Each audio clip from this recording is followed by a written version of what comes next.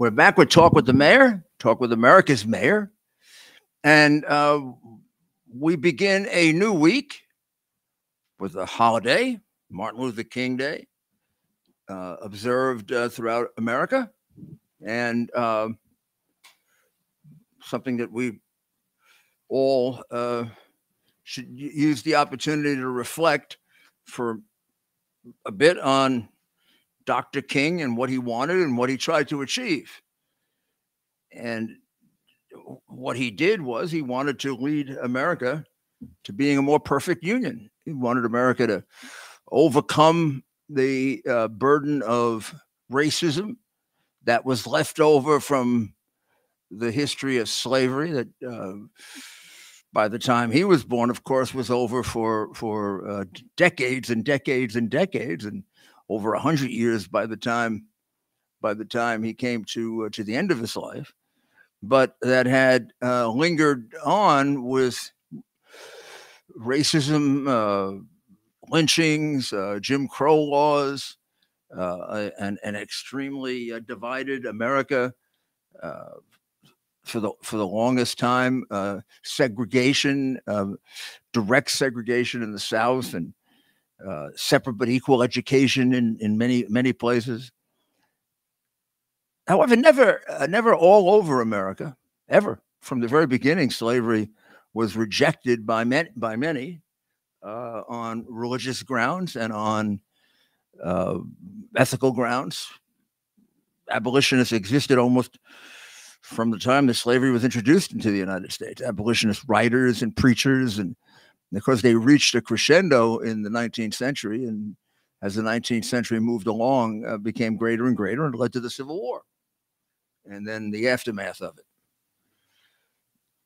Dr. King's greatest speech, of course, was August 28th, 1963, his I Have a Dream speech. And there's a lot to Dr. King's dreams, and it's not really fair to boil it down to one thing. But there is one thing from that speech, or not necessarily from that speech, but from his writings and his thinking, that we can take and that we can use, and that is that he abhorred discrimination. And although he was focusing on discrimination against Black people, historical and in that point current, he seemed to have an appreciation and an understanding that there are all other forms of discrimination also that take place both in human history and in the United States. And that of course is encapsulated in that brilliant phrase that a person should be judged not by the color of their skin, but by the content of their character. Now, that seems to be completely missing with the modern so-called progressive and follower of Dr. King. Just on the very day that we're talking about, and in honor of him, the governor of New York, Governor Hochul, who is not the brightest bulb in the pack,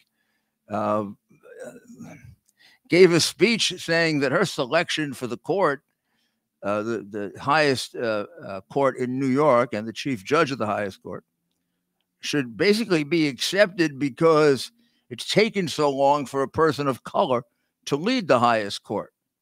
He's Hispanic, by the way, and appears to me to be very well qualified for the job. Not that I know him in great detail or depth, but from what I can tell, it looks to me like a choice that you would allow a governor to make. He's well within the bounds of qualified. His name is Judge LaSalle.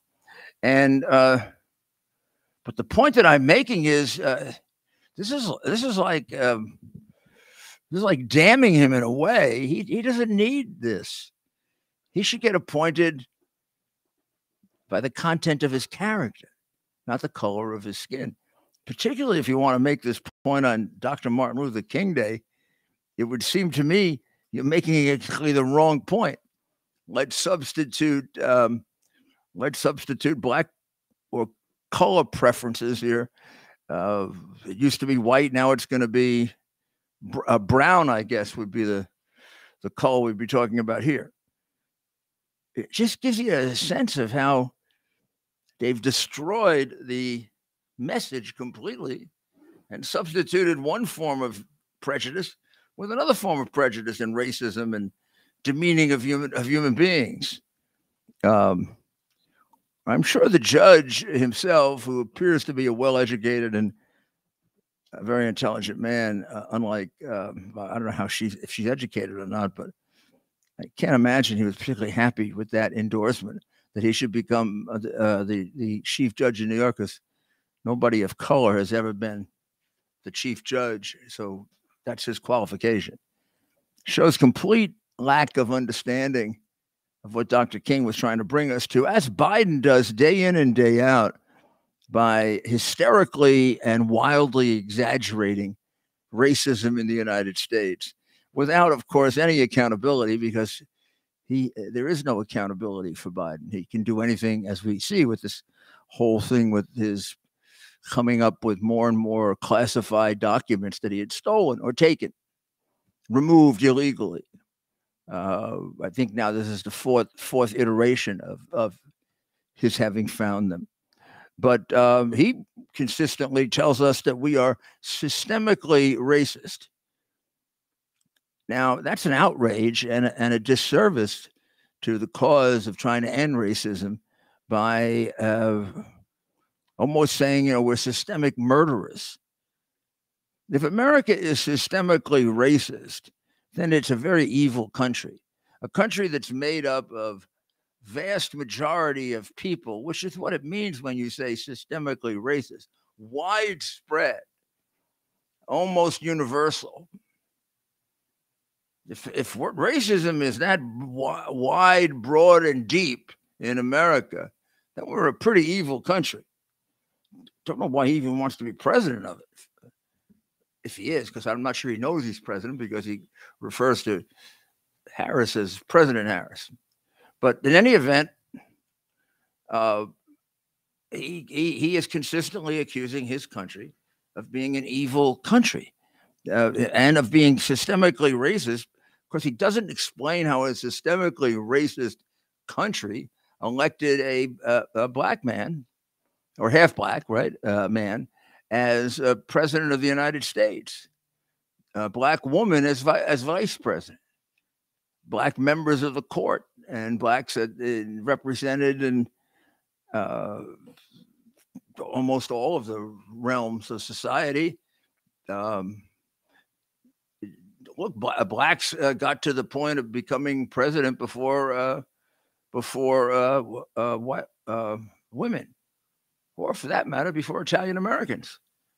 So the idea that this is a systemically racist country is completely false. Yet the corrupt press lets them get away with it constantly, saying it.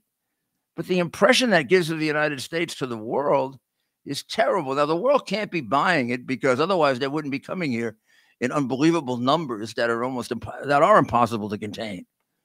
So, nobody believes Biden or takes him seriously, I guess, except the poor people who come to the border, who were told to surge to the border.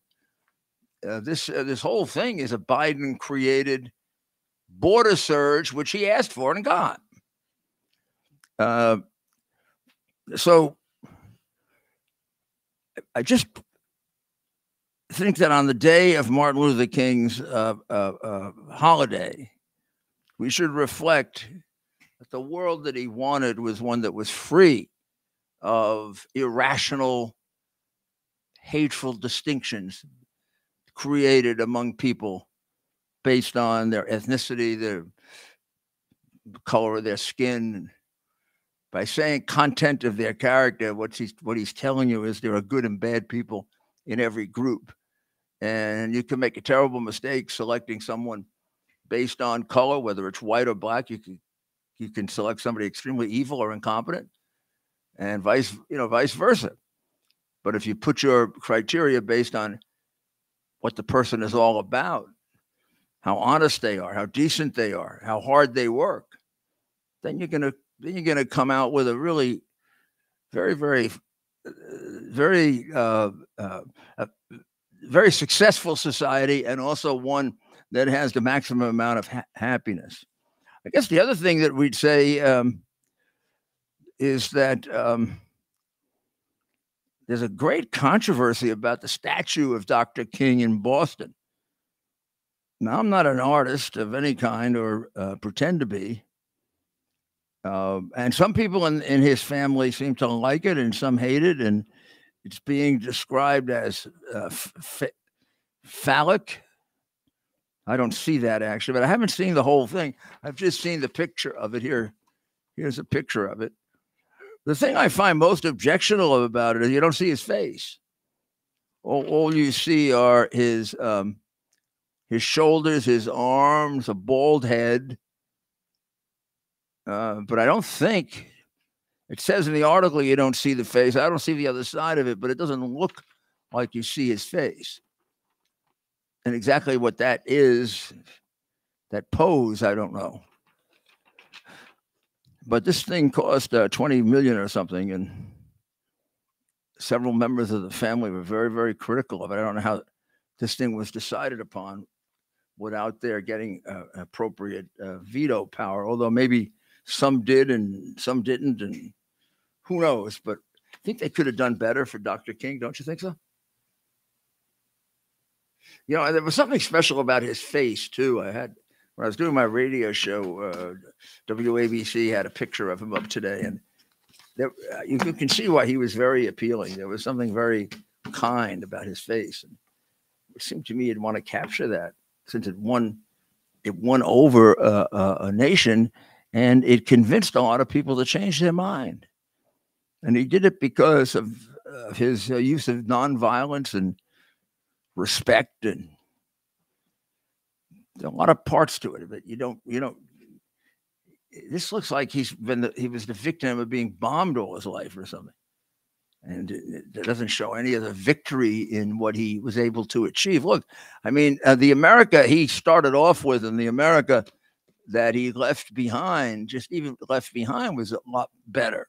And then in subsequent years, those changes really grew, and so there's quite a bit to be proud of. That pose doesn't certainly suggest that. President Biden gave one of his speeches, one of his classic speeches today, in which he couldn't pronounce the name of the person he appointed to the Supreme Court, but it's a minor thing now for him. Since at times he thinks he had conversations with dead people. But he told everyone today, and there seems to be a great deal of dispute of this. I mean, does he tell the truth about anything, I guess, is the question. This is a quote. "Let's lay one thing to rest. I may be a practicing Catholic, but I used to go to 7:30 Mass every morning in high school. And then in college, before I went to the black church." Not a joke. Andy knows this. Andy, I think he's talking about Andrew Young.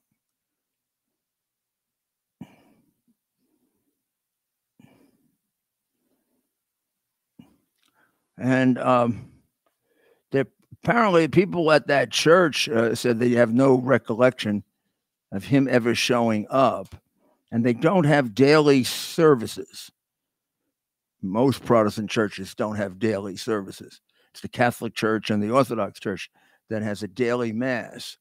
So for 6 out of the 7 days, he must have felt a little lonely because there'd been nobody there.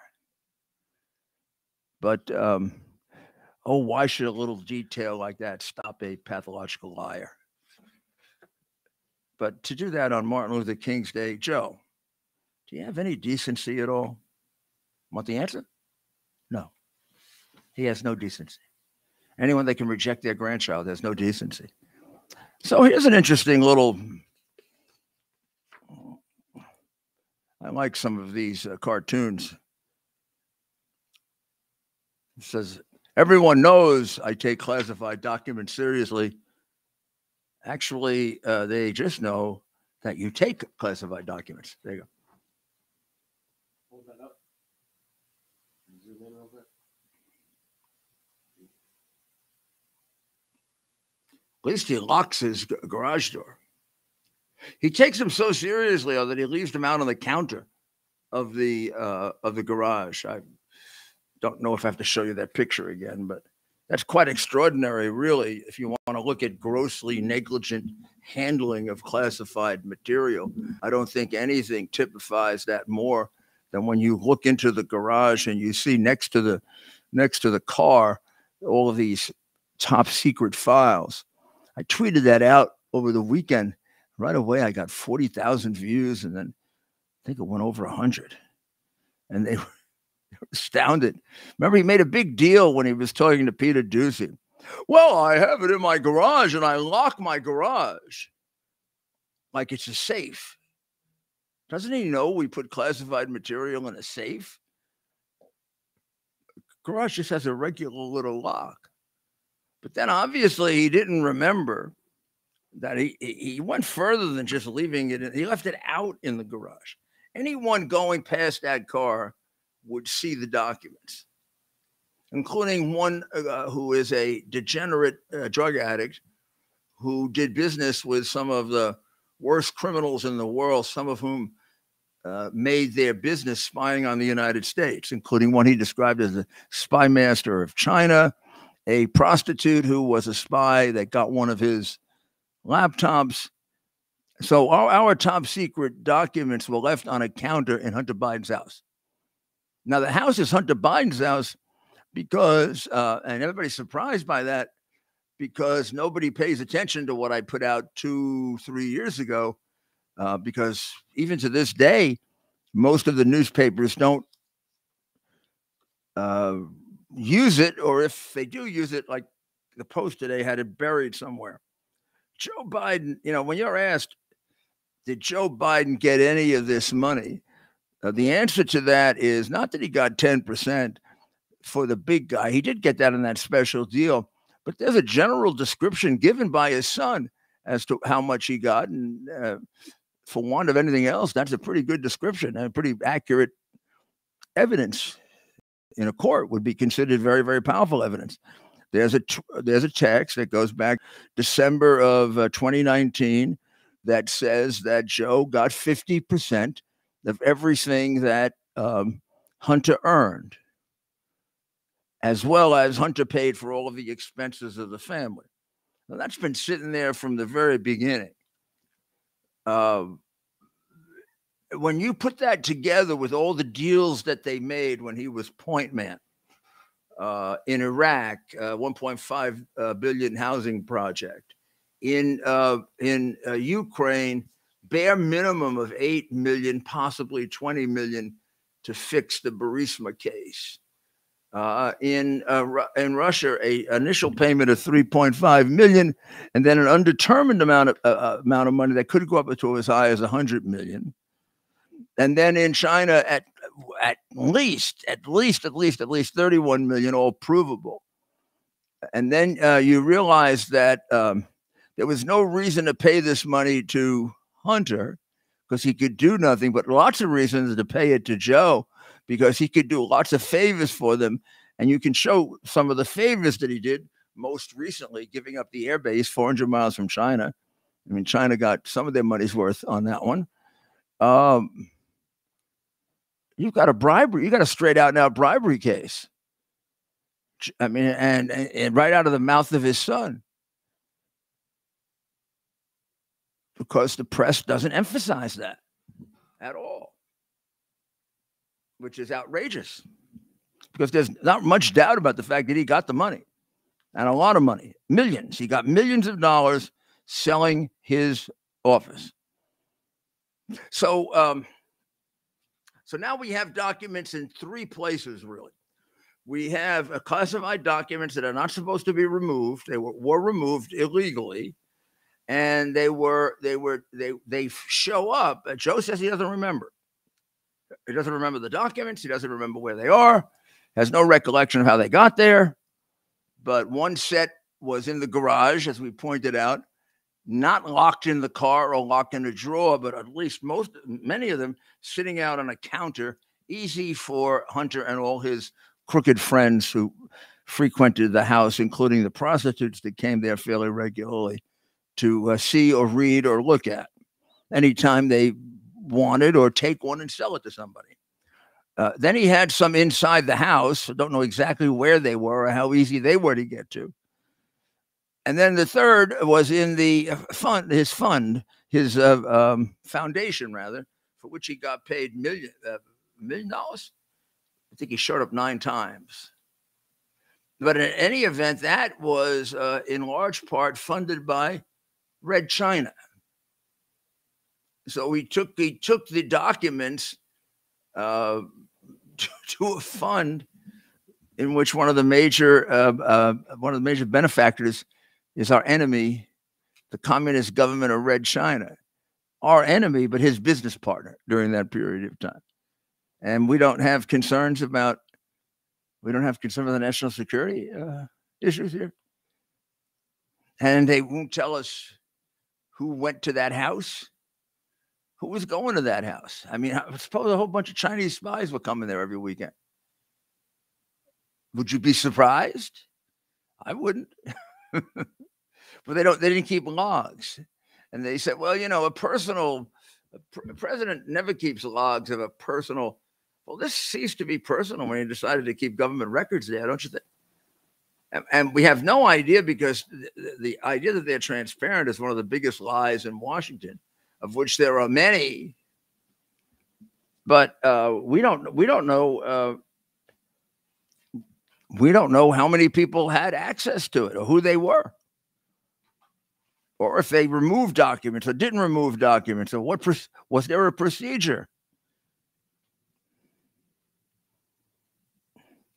I tell you what, when you got friends like Shifty Schiff, you don't need enemies.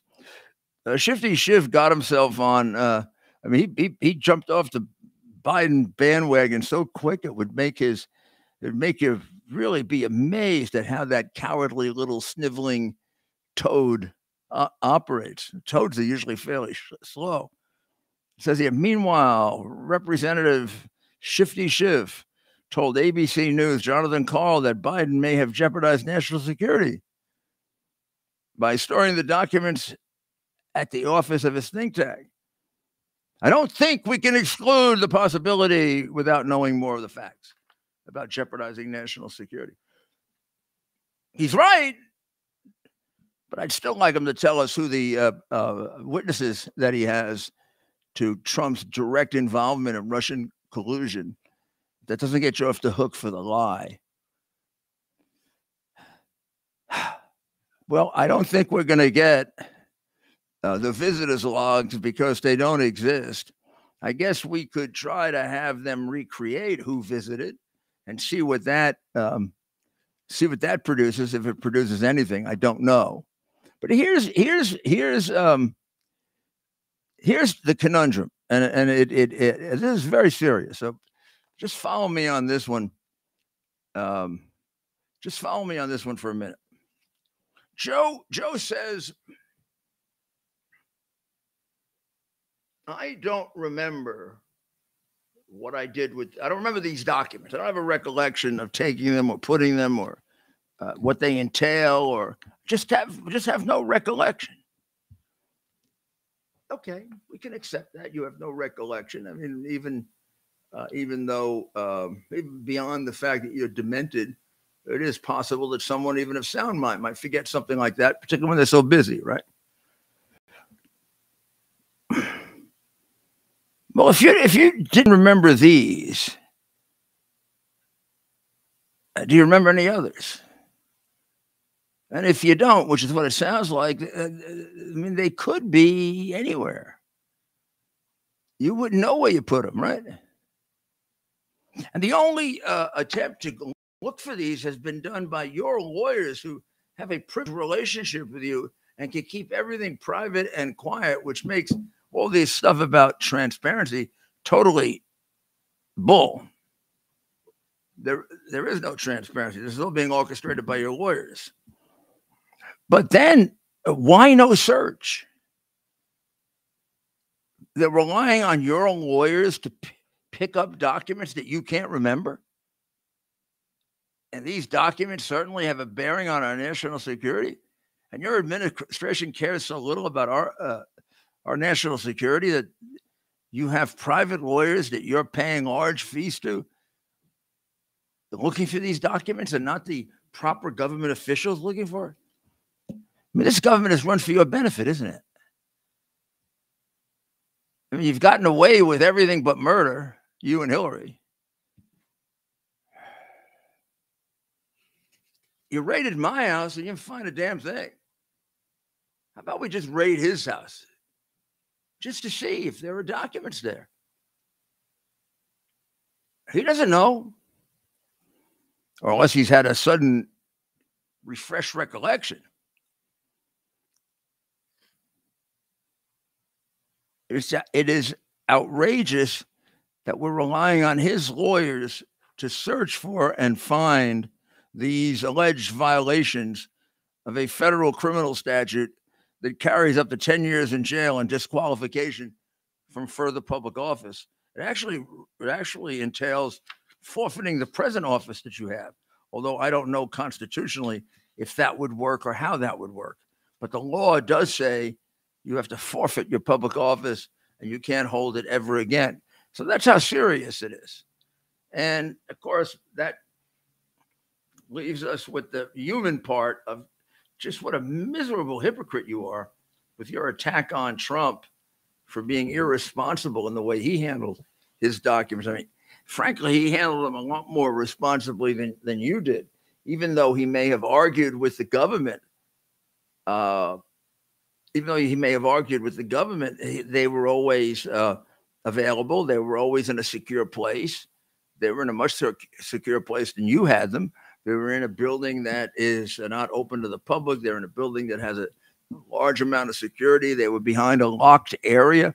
They were inspected by the FBI and found to be secure, except for one change that they wanted, and they made the change. They weren't just sitting out in the garage for everybody to see. And as far as I know, there was no degenerate drug addict who frequents and is in business with spies running around Mar-a-Lago. So I don't know how this is all going to end up. I do think that it. I'm beginning to think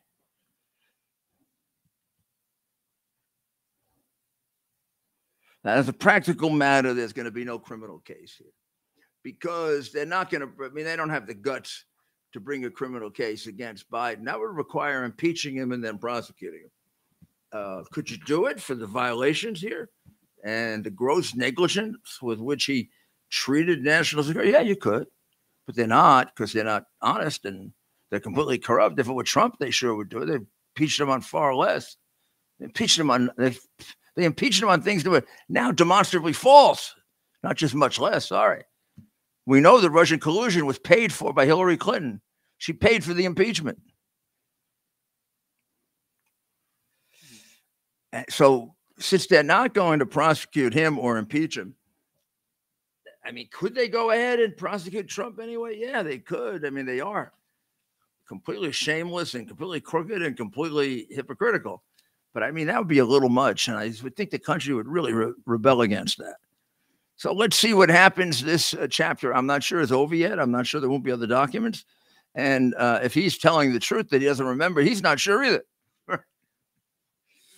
The only thing he's got going for him is nobody's going to really investigate him. They'll pretend they are and not really investigate him. So let's turn to another subject, because Mayor Adams is in the news quite a bit. And I have a real long-term concern with Mayor Adams. First of all, I have a short-term concern, which is he was a failure his first year as mayor because crime went up rather than down. Murder and shootings went down a bit, but all other crimes are up. And overall crime is up by 34%. And subway crime is at critical level so that people aren't riding the subway. And people are very frightened in New York of being the victim of very serious crimes. And he was supposed to bring crime down, and he talks the right talk, but then does nothing, never follows through. I mean, he's supposed to change the bail law. He hasn't done a damn thing to do that. He had one discussion and he walked away with his tail between his legs. For a guy who was a cop, he seems awfully frightened and not willing to do battle for the people of New York with his political adversaries, or particularly within his own political party. And also, we're now having serious budget problems. He had to cut the budget. He's cut the police. You can't be serious about law enforcement and cut a police department that's already been defunded. It was already defunded by $1 billion. He took more money out of it on the latest budget rounds, which is just the opposite of what I did and Ronald Reagan did. Ronald Reagan did it about defense, and I did it about police because I had to bring crime down. I cut everything else, and I increased the police because unless you have safety, you have nothing. He's not wise enough to understand that, and he's basically a political game player who says one thing to one person, another thing to another, and then does what the party tells him to do. He also isn't terribly sophisticated or smart. His idea of dealing with the wrecked economy of New York, which is losing people at the highest rates in the country, sometimes surpassed by New Jersey and California. Sometimes we surpass them. But we're just losing our tax base in massive numbers. But he's going to make up for it with great new industries. New York, that was known for culture and known for Lincoln Center, known for opera and dance and Broadway and great Broadway plays and poetry and great universities. We're going to have three major industries. One, and they're working it out now, is the cannabis industry. We're going to be selling more marijuana in New York than any place else in the country. We'll be the number one sales force for what are now illegal drugs that they're going to make legal. And they have concluded that marijuana doesn't hurt you, so you can have marijuana. And in fact, they're going to be very interested in your buying as much marijuana as you can because they make more money. The more marijuana you buy, the more they get. So they'll be doing everything they can to convince you, make sure you smoke a sufficient number of joints per day. So that'll be one. That'll be leg number one of the new New York economy. It'll be built on dangerous drugs. Because if you don't think marijuana is dangerous, you're a jackass. And you've just bought all of the stupidity about how it doesn't affect your brain. And I don't know if you've looked at any of the studies of the last 10 or 12 years, but what Colorado did is ridiculous. And it shows in the number of people that have died from traffic accidents and the basic craziness of the people there. The second thing is he's gonna make a fortune, he says, also with new big casinos. So we're gonna be like a Las Vegas.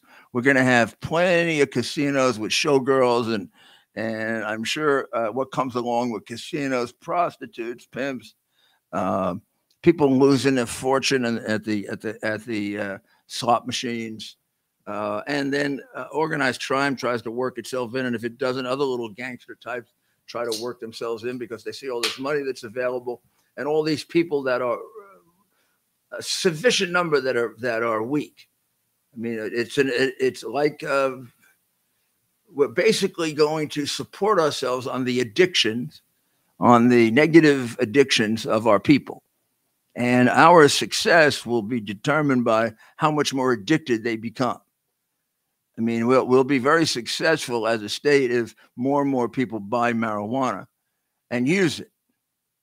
And we'll also be much more blotto. We'll be much more successful the more and more money that people gamble with, and the more and more money they gamble with, the more they go broke. Because ultimately the house has to win for it to work, and they do. But then we got another thing that disgusts me, And it's in an article by Carl Campanile today. And I knew about this, and I just didn't realize it was this far along. City-run health clinics will soon be able to provide medical abortions with pills to terminate a pregnancy. 2 pills have to be used, and they will kill the baby.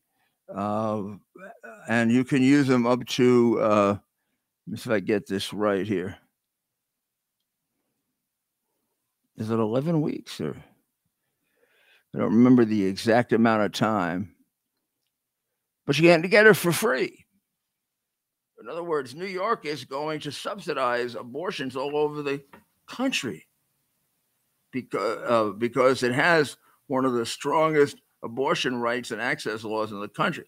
Sure, it allows you to kill a 7 or 8 or 9-month-old baby. An hour before the baby comes out of the womb, you can abort it. You can kill it, which means you have to crush its skull. And when this was passed in my sick state, the legislature was given a standing ovation by the crowd with great celebrations that night. And they're basically going to create an abortion tourist destination and a pill mill. And this is where you come. This will be the capital of wiping out pregnancies. We already have more black babies aborted than born. I don't know, and I don't have the time right now to go into the deeper ethical and moral consequences of what I just said. But if you want to know why we are as amoral and immoral as we are, and why our country is floundering the way it is, you can go back to when we started killing lots of babies. And now what New York, my city, is going to be not the capital of the world the way it was described by Pope John Paul when I was mayor, capital of the world because Wall Street came back, capital of the world because Broadway came back, capital of the world because Lincoln Center came back, capital of the world because the universities could now allow one of the nicest things that happened was a father wrote a letter to the New York Times saying he had been a graduate of Columbia and he never would have sent his kid to Columbia until I became mayor and he saw what I was able to do. And now he feels very confident sending his kid to Columbia. Capital of the world because he could use our hospitals and our schools. We weren't capital of the world for cannabis. We weren't capital of the world for preying on people who are addicted to gambling and trying to take as much of their money as possible so we can get the tax dollars from it. Nor were we capital of the world for being the place where you could get your baby killed when they wouldn't allow it any place else. Disgraceful, Adams.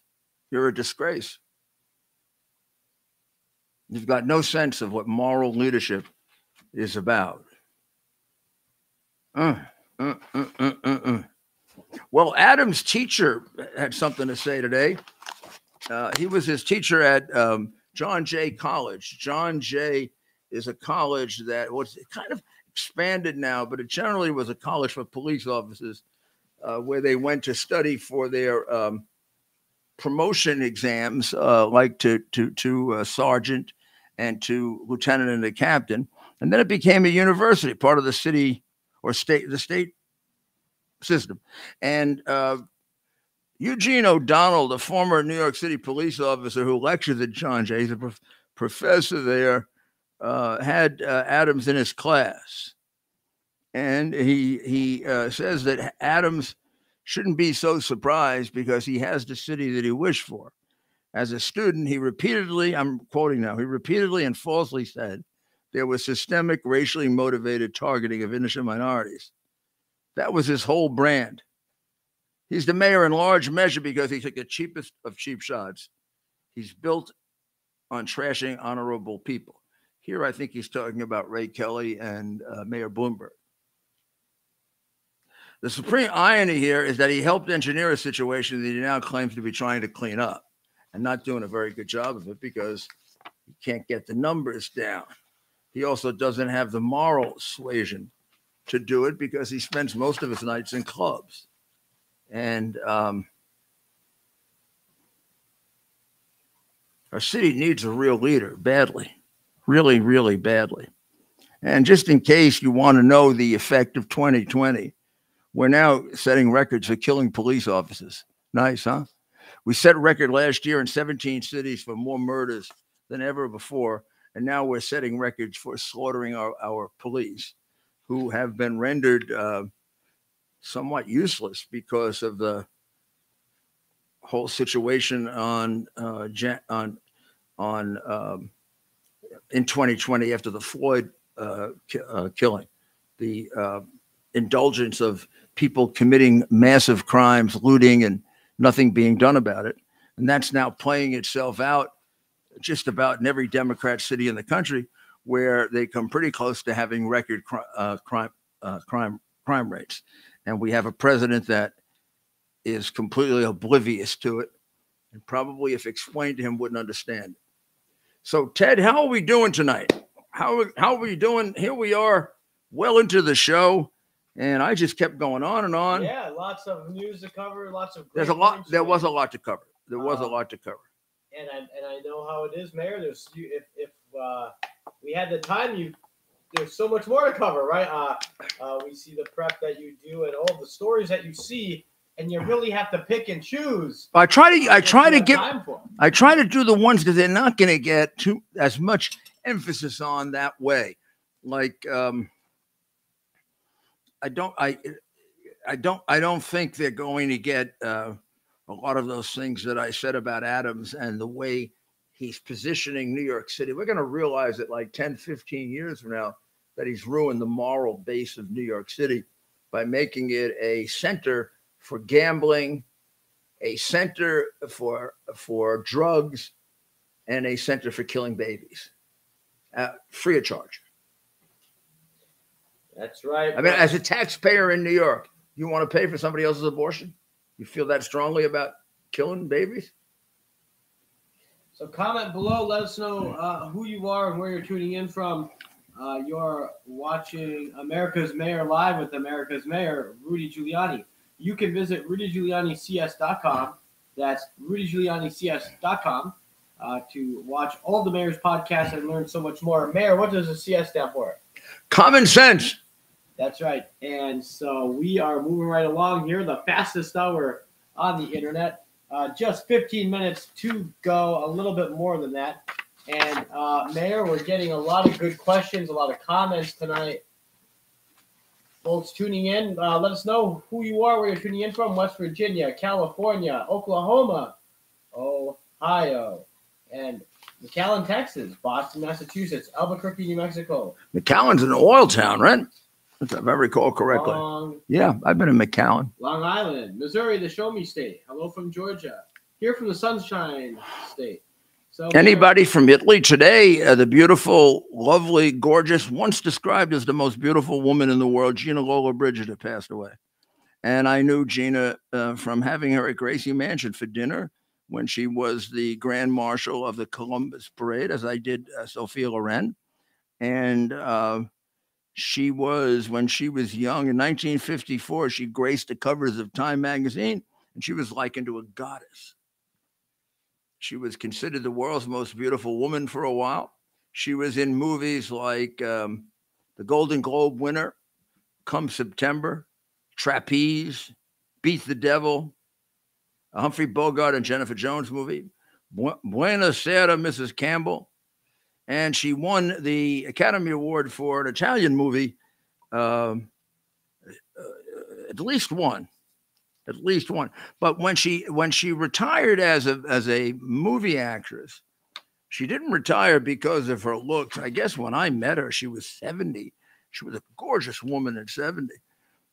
She also was a sculptor, a painter, and a photographer, and her photographs were fabulous. And I used to have a crush on her. So God bless you. God bless you, Gina, and you rest in peace. You entertained many people, and you brought a lot of beauty into the world. Not only yourself, but the things that you painted and the photographs you took, and the sculptures that you left behind. And you were a terrific Grand Marshal of the Columbus Parade, that's for sure. Mayor, other news out of Italy, of course, its #1 fugitive, mafia boss Matteo Messina Denaro. Yeah, was arrested after 3 decades on the run. Yeah, well, first of all, hard to forget him. He was not necessarily the boss. There's always a dispute about that. He was the boss of one group of the Sicilian mafia, and he ran away and ran it as a fugitive, which always left behind a stench of corruption. That that some elements in the police allowed that. But it does give you an idea that, gosh, even after 3 decades, they come after him. He's been already convicted of numerous murders in absentia in the Maxi trial that we participated in. My office participated in. And he's also one of the people charged with planning the murder of my friend Giovanni Falcone and Paolo Borsellino, who were the Italian judges who worked on the mafia cases with me. Giovanni, in particular, worked in my office for 2 years and was a friend of mine. Last time I saw him was in Rome, and I warned him not to go back to Sicily. I said, you can do your work from here. And he told me nobody was going to stop him from going back to Sicily. He was a Sicilian patriot. And if they stopped him, then all his work would be undercut with the people. And then about 4 months later, I was informed that he had been killed with his new wife. His car was bombed as it left the Palermo airport. And he was a really fine man. Who's that? Giovanni Falcone. And I helped to teach Giovanni baseball, and he helped to teach me football. Not the real football, the kind where you don't tackle each other like the Cowboys and the Buccaneers are doing right now. The score being Cowboys 6, Buccaneers 0. Brady isn't really moving the ball that well, but they have a very, very good offensive. The Cowboys have got a good defense. Well, they were second in the East. I mean, the East is the whole National Conference teams, right? The Eagles, the Cowboys, the Giants, and the Redskins. I'm sorry, what are they? The Pioneers or the the Commanders? Told you, it sounds like a prophylactic. The Commanders. They just missed the playoffs, but the Commanders were very close to making it. Yeah, and the Giants knocked them out, right? Yeah. Yeah, because they didn't like the name. The Giants didn't like the name Commanders, and they said, screw you, we're going to get you. Well, the Giants are being asked to change their name. Is there a reason? It's offensive to really tall people. It's also really offensive to little people. I would think it would be offensive to medium-sized people too. But isn't really it? Tall people feel that it's making fun of them. Little people feel that it's exclusionary to them. So they. But what about big people? Do they like it? Big people? Nope, they don't like it. Why? They don't want to culturally appropriating their size into a mascot. I see. So what are they going to be called? The midgets? Oh, you're not supposed to say that. Can't say that either. Oh my gosh, I better apologize for that. Cut ourselves off. What do you say? Height challenge or something? I guess you could change it to the New York Blue team. No, what do you say in place of midgets is what I'm trying to get at. Oh, little people. Little people. Which seems even worse, but that's like literally that's what they. Can you use the little person? This is only said for the purpose of. Can you use the word dwarf any longer? No, I think that was the first to go. Dwarf. They used that. Midget went. They used that in all the fairy tales. Dwarf. Oh yeah. Dwarf. My father used to tell me stories about the 7 dwarfs. Boy, poor dad. He'd be in such trouble today. So the Republicans want to get rid of Ronna McDaniel. Some do. Yeah, they say she's going to hold on because she's got the reins of power. But I mean, it is a pretty good case that she's lost 3 elections in a row. I mean, usually they toss you out around that period of time, and you know, but I don't know. They're putting on a spirited campaign. I would say Harmit Dillon is putting on a good race. She's gotten a lot of support, but the odds are in her favor in being able to keep it. And let me just give you a couple of other things that you might have missed to make sure I got everything in here. You know, the Trump organization has to pay $1.6 million in fines. That is not a conviction of Donald Trump. It's a corporate conviction. Probably for doing the same thing that every other company does. I mean, you know, you can see the prejudice with which they deal with him and the difference in the way they're treating the classified material with regard to Biden and Trump. So Trump had a dispute with them about what documents were personal and what documents weren't. Didn't take them away, didn't hide them. They all remained there. They could have continued to negotiate that dispute. Instead, they did a wild and crazy fascist-like invasion of his living territory, including his wife's bedroom. They refused to have his lawyer accompany them, and they refused to allow it to be filmed, which makes me very suspicious, given the games and the corruption of the FBI at the highest levels now. I mean, somebody was arguing that they planted this on Biden. That'd have been pretty hard to do, to get into his garage in his house. But the fact that would the FBI plant things on Trump? Well, if they did the Steele dossier, of course they would. I mean, that's why it amazes me when they say about, would they steal an election? Yeah, well, would they pay for a false charge against him and try to get him destroyed and put in jail for being, even though he was innocent, Russian collusion? Would they suppress the hard drive that gives up probably 30 years of crime and 50 separate felonies committed by the crook that we have in the White House? If you can do that, you can do most anything, right?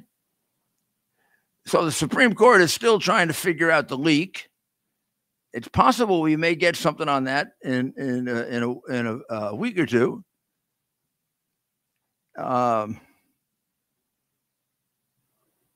And the strange and very, very horrible murder in Idaho of the 3 young women and the male student is becoming weirder and weirder and weirder. The alleged murderer, Brian Kohlberger, is now described as something I didn't know until I read it, and I thought I kept up on criminology. He's called an incel, I-N-C-E-L, and this is a person who can get into uncontrollable rages and extreme anger.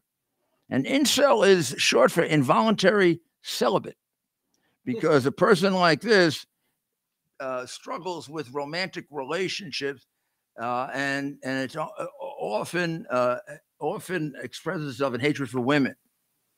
And it's somebody who, let's see if I can describe this. This is not yet a definable mental illness that would be described in the DSM-5. It's a theory that's held by a number of very, very distinguished psychologists and psychiatrists. And it's a commonly used term in the last, I'd say, 5 to 6 years, Mayor. Incel has become a commonly used term. Right. They express their frustrations, unable to court a woman romantically, unable to have that sort of experience with a woman, and so they are driven into a rage. They lash out at women. They hold grudge, basically resent them. They have it could be a partially rejection. They generally have very difficult time in their relationship with women, and both romantic and sexual, and then it comes out in this very angry, violent way. But it would not yet fit the definition of insanity for the criminal code, because the criminal definition of insanity is a mental illness where you basically don't know the difference between right and wrong, have no control of your behavior. This is not a mental illness. It hasn't been described yet as a mental illness. That's right. There's some. It has to be a mental illness as I have it over there, as defined in the DSM-5, and this is not. Now, he may have another mental illness. He does seem like a very whacked out guy, but it's got to get more technical than just whacked out guy. Having done some insanity cases, I can tell you they're very, very hard. So, what else do we have? Well, Mayor, we are running low on time. Of course, it's the fastest hour of the internet, and we're moving right along. And now may be a good time to talk about Big John's moving. Please, Big John. First of all, just to get to know Big John is worth moving. Why don't you move for the heck of it, just so you can get to know Big John? But you don't have to move for the heck of it. He's pretty darn busy. You better call him. You better call him and make an appointment if you want to use him. He and his colleagues. I mean, this is a. I mean, they have to do the work, and of course, they like having the work. But they're mostly New Yorkers, and I mean, John. I had a conversation with John a few weeks ago, and he's overwhelmed with work. I mean, he's exhausted, and they do it in a very special way. They've moved me a couple of times, and I really like this. They make the people who come to your house and pick up your furniture accountable for your furniture. So if you go to a national mover, they're going to have people come into your house, and let's say you're moving like half of New York, from New York to Florida, and then about 10% of New York to Texas, or New York to South Carolina, North Carolina. People who come into your house and pack up all your furniture are generally not going to be the ones that deliver it to your house in South Carolina, North Carolina, Florida. They switch off on the road. Well, just think about that. Now you've every time you pack and unpack, there's a real risk of damage, and almost always they do some damage to something. Now, if you do that once on the road, you've doubled it. If you do it twice on the road, you've tripled the chance of and then nobody's accountable. So now you have a chair that's half fallen apart, and they don't know how it happened. Well, Big John takes care of that by having the same people stay with it. They're accountable. And these people have been working with him for almost 30 years. They're friends. They have a great esprit de corps, and they're doing everything they can to keep up the quality control with the vast expansion in business. And he is a super, super guy of great integrity. You get any dispute with him, he'll work it out. He'll work it out in a way that you're going to be satisfied. So I'd give Big John a call. You got the numbers right there? Yes, Mayor. You can visit Big John's Moving website, www.bigjohnsmoving.com.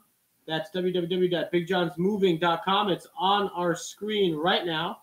Or you can call Big John's Moving. That's 212-734-3300. 212-734-3300. So give them a call and schedule an appointment or get a free quote today. Mayor. Yes, sir. We are in the here. Too bad. Closing message for our audience on a very busy Monday night.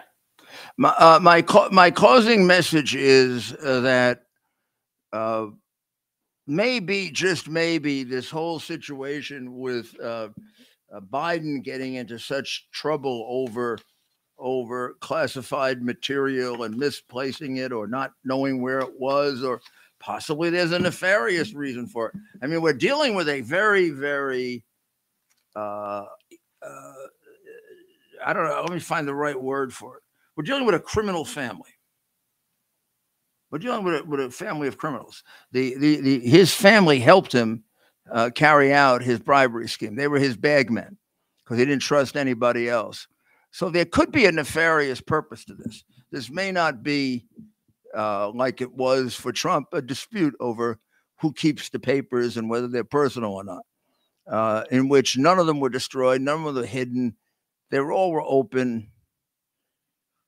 There could have been a purpose to this, particularly with the close relationship that his foundation had with China, and the fact that he has done extraordinary favors for China. So if you ask me, has China gotten their money's worth? I think we've talked about this in the past. The answer to that is yes, they have. And would this include some documents he got for them, or I just don't know. When a man gets $31 million from Red China, his family does, you got to leave open every possibility. I don't think that's the case, but I don't want to think that's the case. But he sure did a lot of things for them for that money.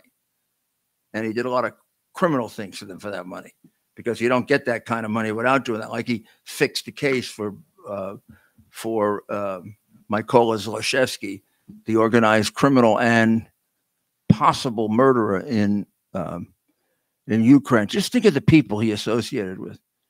His son is working for Mykola Zlochevsky, a member of Ukrainian organized crime, a pro-Russian member of Ukrainian organized crime, close to Putin.